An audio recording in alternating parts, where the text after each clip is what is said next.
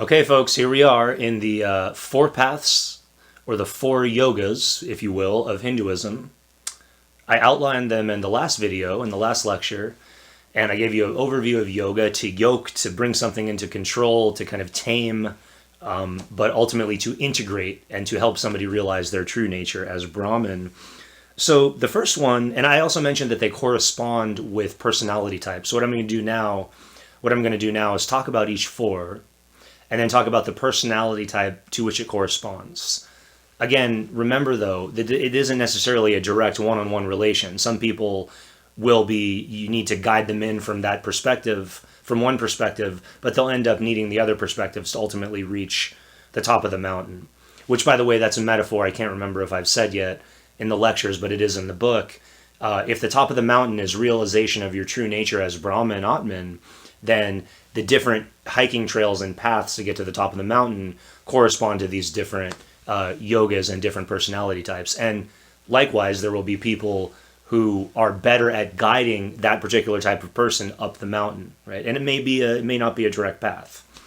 But in any case, let's go one by one. So the intellectual people corresponds with the path of jnana yoga. An intellectual person is what it sounds like, somebody who needs to see the concepts broken down, who wants to read a text on it, who wants to see a professor at Yale in their lecture breaking down each detail, and they want to hear words like theism and pantheism and panentheism to understand. They're in their head a lot. I make no apologies that I am this kind of person. And what's kind of interesting is that here we are in a class where I'm teaching you about all these different ways of reaching this mountain, the summit, we could say, that is Brahman, and yet we're focusing on basically this path. I mean, you're reading books, you're listening to lectures, right? This is all part of the intellectual part, but focused toward the intellectual person. And the problem here is, what else can we do, right? This is what the entire academic enterprise in the Western world in particular, it's really built on intellect. Right? It's built on test scores and multiple choice tests and essays and things like that. Now, less cynical people would say it's more than that. I would argue that too. But clearly that is a huge part of it. So there is a slight kind of an irony here that I'm teaching you about the intellectual person as one path, but it's literally the way you're learning about it, right? That said, Hindus and people who follow this stuff acknowledge that this is a legitimate path for some people. Some people need to be met at that level. They need to have it broken down. And for them, it's the best way to, quote unquote, burn off the Maya, right? To see their true nature. It's the best way to unstick the mud of ego from them, as the metaphor I keep using, and realize they're Brahman. And so, reading, as you're going to do in the next couple weeks, reading the Bhagavad Gita. They wrote the Bhagavad Gita down for a reason, because they thought this will help people get the basic idea. Many Hindus would argue it's more than that, but that is the intellectual path, is just understanding through intellect, through the knowledge, through ideas and knowledge. And so that's the first path. And of course, like I said, some people like myself are geared towards that, and they need to at least start there, if nothing else. Okay, so the next level is called the Karma Yoga. And as we know, karma is the field of action, or cause and effect. And, so it's no accident that Karma Yoga is the yoga of action. These are the people who need to try things out to learn them, right? They need to be acting. They need to practice it. They just can't have somebody say, hey, here's how you shoot a basketball. They might need to start there, but then they need to go out and shoot the basketball over and over themselves to get the gist of it, just to use one sports example. So Karma Yoga is kind of in the field of action. But it also implies Dharma. Remember, even when I talked about karma and Dharma, I talked about the interrelation. Dharma being the sort of divine order of the universe, and in particular, our duty within that order. So Karma Yoga has a huge aspect of it that is, what is your duty? How are you supposed to behave in a way that suggests that you understand you're truly Brahman? How do you live your life in a way that really guides you towards that understanding of your true nature? And in Buddhism, they call this right action. We'll talk about that later. But one example I like to use comes from a monk named Thich Nhat Hanh. If you haven't heard of him before, he's a really interesting guy. Vietnamese, came over from the East himself, from Vietnam, and was in the Vietnam War, and then kind of charted the path of peace after that. And then he became Western educated and became a spiritual teacher after that. Really bright guy, really wise person, in my opinion. Thich Nhat Hanh's his name. But he uses the example, and he's not the only one, but he uses it really well, of washing the dishes. Think about it this way. There's a couple different ways you could wash the dishes. There's the way of resentment, right? It's like, man, it's not my turn to wash the dishes. Like, you're living in a house with other people. It's not my turn. I don't want to be doing this shit. I want to go out and hang out with my friends, or I want to play my video game or whatever. I want to hang out with my girlfriend, whatever it is. And you're washing the dishes out of resentment and you don't want to do it. Right? That's, I mean, as you can probably guess, that's the inauthentic way that is not the path of karma yoga. The path of karma yoga, and the way Thich Nhat Hanh puts it, is wash the dishes just to wash the dishes. That's it. There's no other outside resentment or goal. You're not doing it to even make the place clean. You're just doing it for the sake of the activity itself, because there you are. It's your duty to engage in the reality around you, and you're simply just doing it. And even in the way I describe that there, it's taking away the ego role already. It's just that you're more part of the environment, doing an activity, active, right? You're actively connecting. This is the active yoga. And just to wash the dishes alone. And we can make this deeper. We can think about, why would you feel resentful? The fact that you're even washing the dishes means that you have a house to live in. Many people don't have a house. It means that you have dishes to use to eat. It means that you ate, right? You ate and there's dirty dishes. These are all things to be thankful for, right? These are all things that are, and if we go back to the idea of the field of karma, the field of action, and all the different causes that led you to have this food, that led many other people not to have it, you should be grateful to be part of that system, right? So wash the dishes to wash the dishes, because it's your duty and it will connect you more deeply with your true nature. So that's the idea of karma yoga. Other things you can see here that you see in the West that are related to this kind of yoga would be like sometimes people meditate in the process of eating, right? They call it, the way we call that is what we call that mindful eating, right? Mindful eating, when you're eating, instead of just wolfing it down because you're hungry, you take your time to appreciate every bite and appreciate all parts of the field of action, the karma around you. So this karma yoga, again, unlike the intellectual jhana yoga where you're in your head and you're understanding concepts, this karma yoga is in the realm of action, where you're thinking about your connection to things and the way you're feeling in the moment. Nature hikes or meditation walks are other examples where you're not just meditating in your head or thinking about stuff. You're out in the field of nature, in the field of action. Karma yoga, right? And there's a great deal of gratitude that's involved in that. Now, I want to mention something before I go into the last two types of yoga, because I myself, it may have come out here that I'm a follower of Vedanta per se, not Hinduism overall, not the samsara, but the core ideas of Vedanta I'm a follower of. And don't worry, if you don't agree with me, that's okay. You don't have to. And it's not going to affect your grade. Ask any of my students before if it's ever affected their grade. But I'm a follower of Vedanta, and I just have a small story to relate those two types of yoga, because I go to a local meditation group, and there are two Vedanta masters that I go to sometimes, and I have friends from the group still, one of whom is more of the intellectual type of he teaches more of a jhana yoga perspective, because he himself was a philosopher in a previous life, not literally previous life, but in his previous profession. And his wife, who is also a teacher, is more in the field of karmic yoga, the field of action. So when you go to this, like they call the Sangha, the group of people coming together, you see there's kind of two different teachings. And you'll see in one room, the one that I gravitate more towards is the guy. And it doesn't matter that he's a guy, by the way, it's just incidental. And he's teaching intellectual yoga, right? which for people like me go in and we get a lot out of. But then there's people who they need to more do body work and get into and move and get into action. And they're more in the karma yoga, and they go to see her because that's her expertise, right? So you will have different teachers that focus on these different types of yoga depending on the students and their needs. Okay, that said, the last two, the next one, bhakti. Bhakti yoga is the yoga of devotion. The yoga of devotion.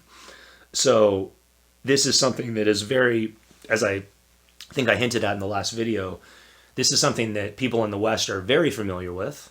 In some senses, we might say that they make up the core of the religions, in particular of Christianity and Islam. I'm not saying that's all it is. There's lots more than that. But think of the role that if you're a practicing Muslim or Christian, think of the role that devotion to God, right? We might say Yahweh in the Christian tradition and Allah in the Muslim tradition. For instance, I've traveled in the Middle East quite a bit, and I lived over there for about a summer once in Jordan. I went to Egypt and also Israel, which I know is a different kind of country, different religion there. But I also went to Turkey, and everywhere I went in the Muslim world, there's this great sense of really beautiful sense of religiosity and devotion. For instance, in many towns and cities, you'll hear that there is someone reading the Quran in Arabic over the loudspeaker, so everyone can hear it in the town. And there's this great kind of hum and drone of the speech that puts people in a trance. And you'll see people on the side of the road in temples all over the place, even small little devotional centers, people bowing and praying to Allah and so forth. There's this deep sense of worship of Allah. You see it in Christianity too, in prayer. People who are very religiously devout, they go to church every Sunday, sometimes more than that, and they engage in devotion to God. So this idea of devotion, or bhakti yoga, as it's called in Hinduism, this idea is very much prevalent in other major world religions. So, but in any case, the bhakti yoga, the worship and the devotion in Hinduism, it often takes the form of deities, like towards different types of gods. And if you remember from the first and somewhat second chapter of the Bresnan book, he talks a lot about the gods in Hinduism, which, by the way, I'm going to address in one last video on Hinduism before we move on. But in Bhakti Yoga, you'll often see people, this is where you'll see people chanting, chanting the word Om kind of thing, connecting, focusing on a particular deity. They may even have a statue of Vishnu or something like that they're praying to. And so the idea of worship here, it goes back to the monkey mind. Right? Remember I was mentioning in the last video that our mind's like not just the monkey mind, but a monkey sung by a scorpion. One of the ways to tame the mind is to focus on a devotional object, to focus on something outside of yourself. I mean, those of you who've prayed before, think about what happens when you pray. In a way, it sort of takes you out of ego, doesn't it? It puts you in contact with a greater power. It makes your little human needs and sufferings pale in comparison to this greater thing. And it's very similar in Bhakti Yoga, in Hinduism, that it disconnects you from your ego. It helps get the mud of ego off of you, so to speak. And frankly, this is arguably the biggest path, probably the most common, widely practiced path in Hinduism, is this devotional kind of bhakti yoga, right? Turning your life over to a higher power, dissolving ego, moving yourself towards that realization that you aren't really a self that's separate, right? That you really are the ocean, again, the Brahman.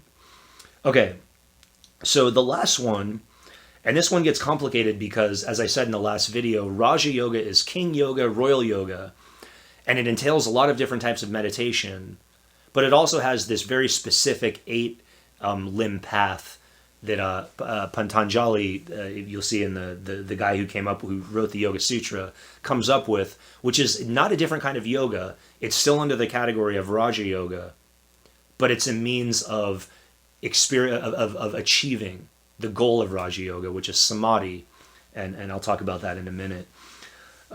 It's a way of, the Patanjali is really a way of codifying Raja Yoga. And what's interesting is it's actually one part of this path that is the yoga that we practice in the West, sometimes called hatha yoga, right? That is the body work type of stuff. It is just just one path along this 8-limb path. And like I said, there's a connection to Hindu philosophy and yoga in the term we use for yoga and the way we practice it in the West, but it's way deeper and more interconnected in Hindu philosophy, as I've been arguing. Okay, so frankly, I sometimes forget the names of these. I know what they are, the concepts, but the names, as I'm sure some of you, they get a little tedious to remember all these names.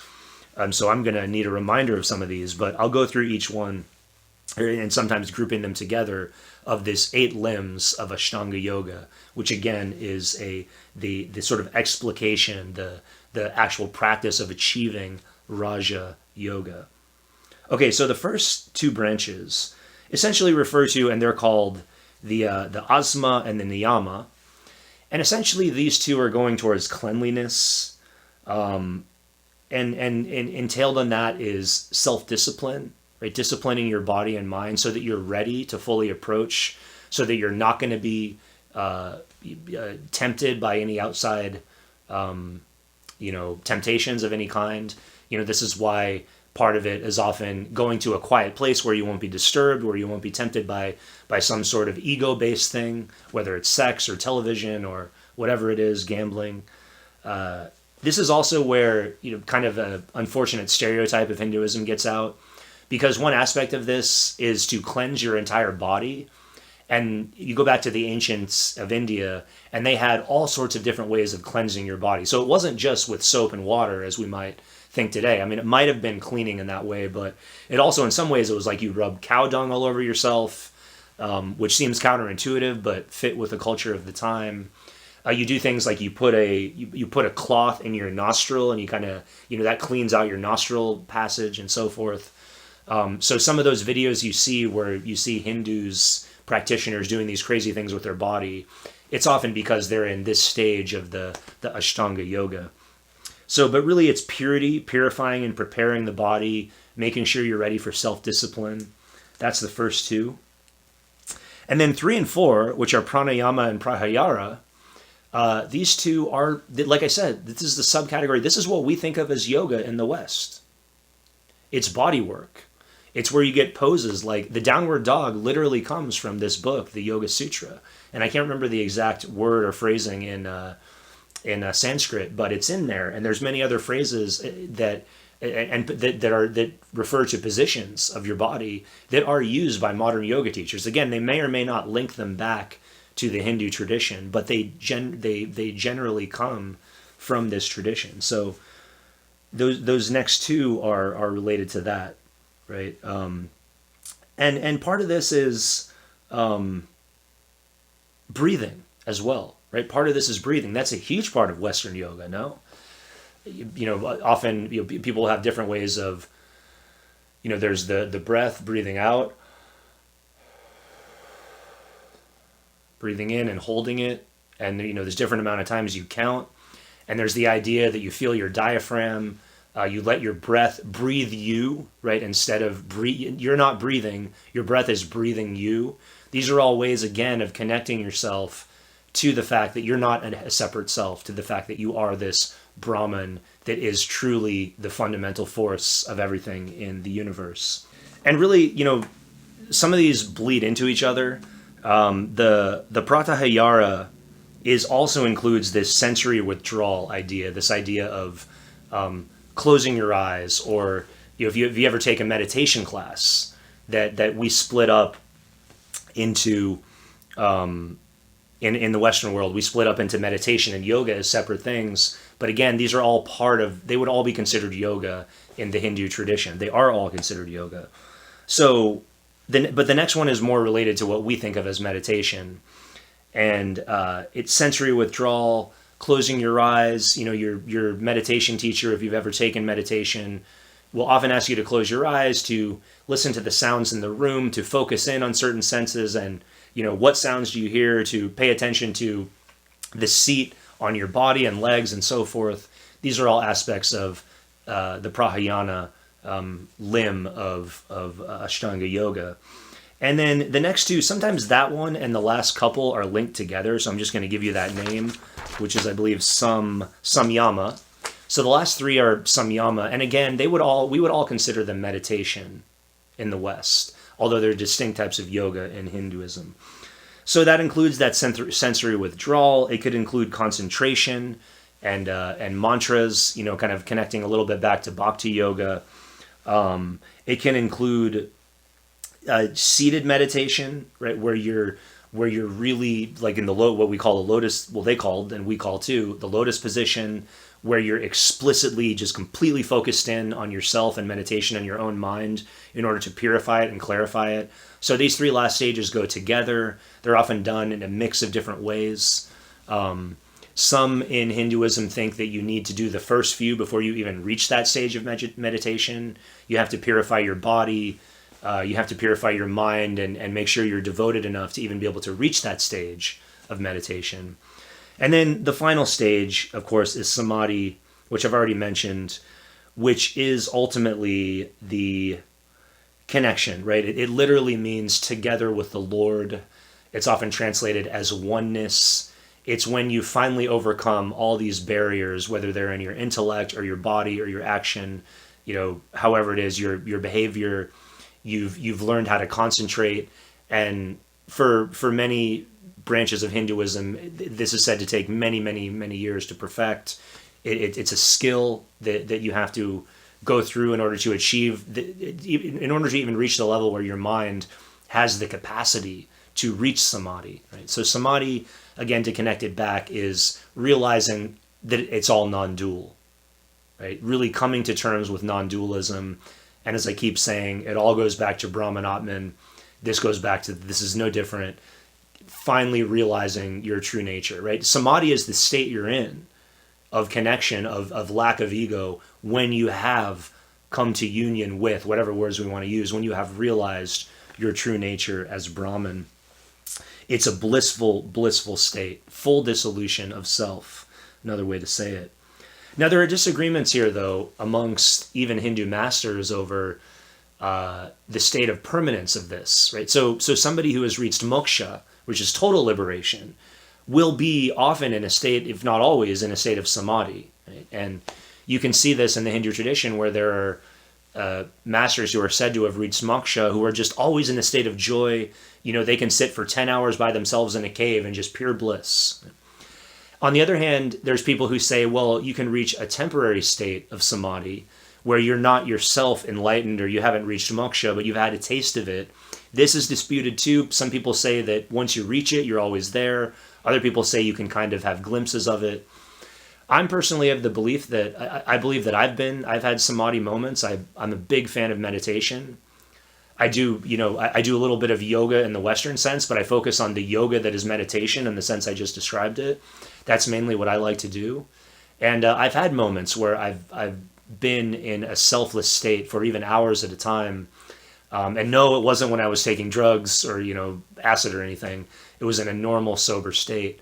But again, I do want to just put a point there that there's disagreement among even well-respected and practiced Hindu practitioners over that very point about samadhi.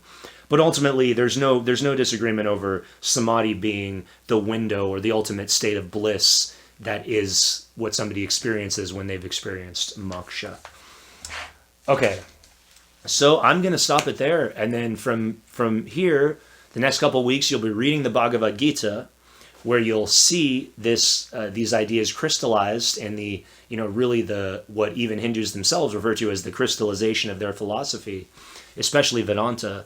And then after that, we'll see Buddha, who is sort of a heretic, who took some of these ideas from Hinduism and developed his own philosophy we know as Buddhism. Right? And you'll see the connections and the similarities and differences. I already mentioned some. And just to give you one last thing to think about, it's very similar to the way Jesus was a Jew and came in and said, hey guys, I'm going to take us in a different direction. I'm going to keep some of your core beliefs, like the idea of a God and heaven and hell and so forth, but I'm going to chart a new path, which is what we of course know as Christianity. Okay, I'll sign off there.